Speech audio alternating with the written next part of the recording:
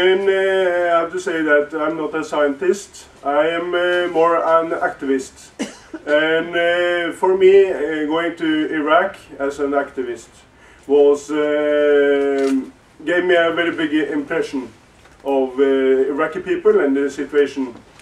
And to say it like this today, when I thought about how the situation would be in Iraq after the war, if it was going to be a war, I must have been dreaming. Now I look at it as a nightmare. The situation is much worse than I ever thought of, even if I went to Iraq as a human shield to stop the war.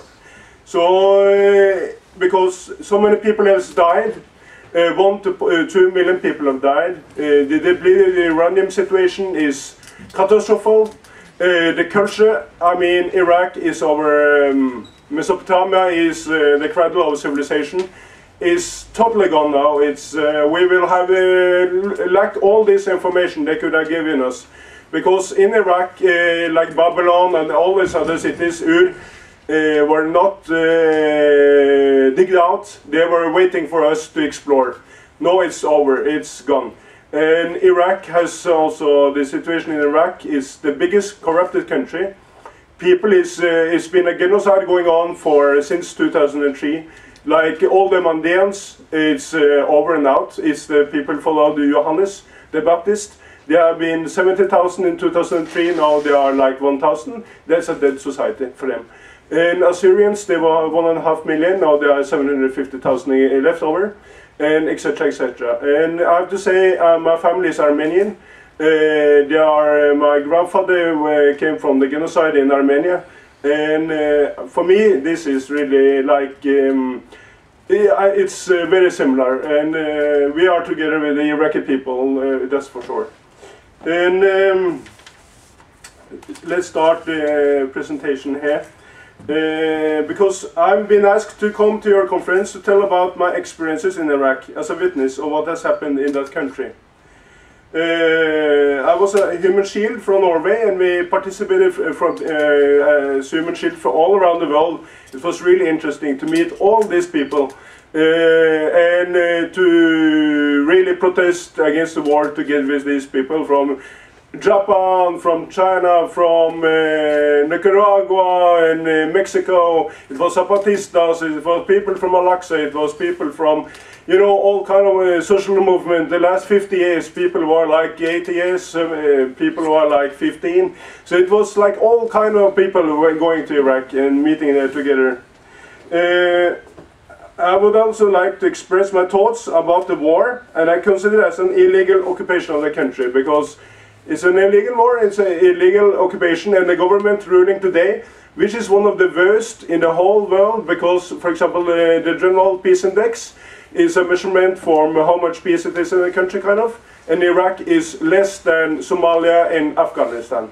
So Iraq is the worst in the whole world, and not at least because, as I said, the treatment of minorities, which has been terrible also from the government side, and this is occupied territory, so US is going to be blamed because of this situation. And it's not only Christians, also a lot of all these Yazidis and etc. etc. All minorities is taken, and homosexuals are cut off the balls and sent to their parents, and they're hanged in the streets. So that's the situation the Americans and the coalition have created.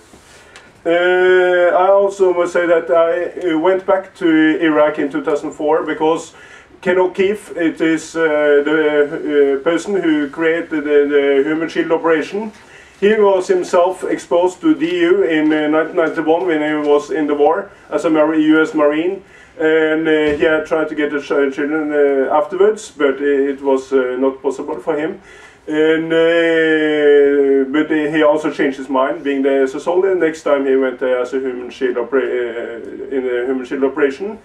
And in 2004 we went to Palestine to have some actions before leaving to Iraq, and did the same thing there.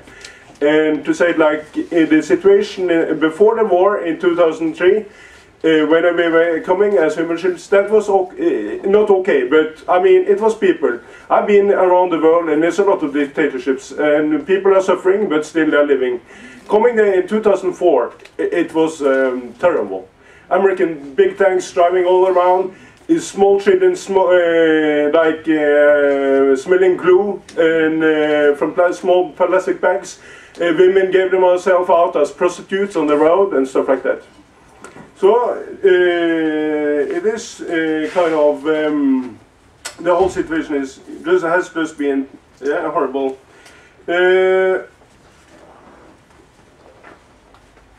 Yeah, and also we have to remember that it was not only we as human shields who protested against the war, of course. I mean, it was a whole world. We were very united. 30 million people on the same day, the 15th of February was, I think. And we have to remember that Bush, what did he say? He said, we can't listen on focus groups. It means 30 million people on the street and all these other people protesting against the war in one way or another. So he didn't want to listen on focus groups. So I also think that if this is the freedom, if this is democracy or something like that, it would be a joke in the old, even in the old Greek time. This is nothing to do with democracy, what we have now. It is kind of dictatorship, but we are fooled to think this is freedom and liberty.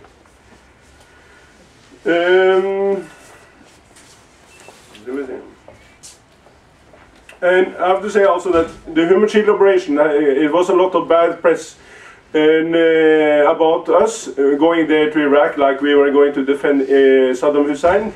But the thing that we were going to stand by military equipments and protect military sites and stuff like that, the truth was that we were there by our own will.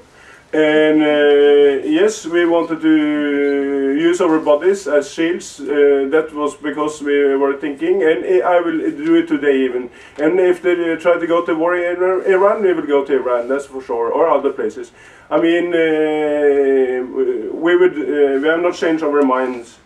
And Saddam Hussein were not helping us. We were doing it by our free will, and we were kind of staying at civilian sites.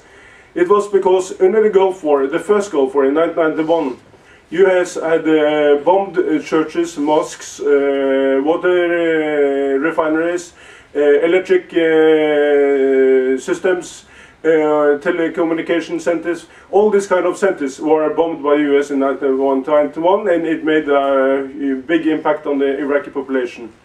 And so we wanted to guard these places so they were not going to be bombed this time, because Iraqis suffer enough. Yes. So I can tell you that the 25th of January we left from London in 2003 to Baghdad with 3 double-decker buses. All 3 had quotes and facts relating to the suffering of the Iraqi people painted on them, such as "not with Bush" and "we think the price is worth it." I don't know how many of you remember that sentence, but "we think the price is worth it" was the answer the US ambassador to the UN, Madeleine Albright, gave to the TV program 60 Minutes on the 12th of May 1996, when Leslie Stahl talked about the US sanctions against Iraq. Asked her, "We have heard that 500,000 children have died. I mean, that's more children than died in Hiroshima. And you know, is the price worth it?" Question mark. At that moment, according to the UNICEF, the sanction had since 1991 claimed the lives of at least 500,000 children under the age of 5. For UNICEF, the situation in Iraq constituted a humanitarian crisis. The sanction had resulted in high rates of malnutrition, lack of medical supplies, and diseases caused by the lack of clean water.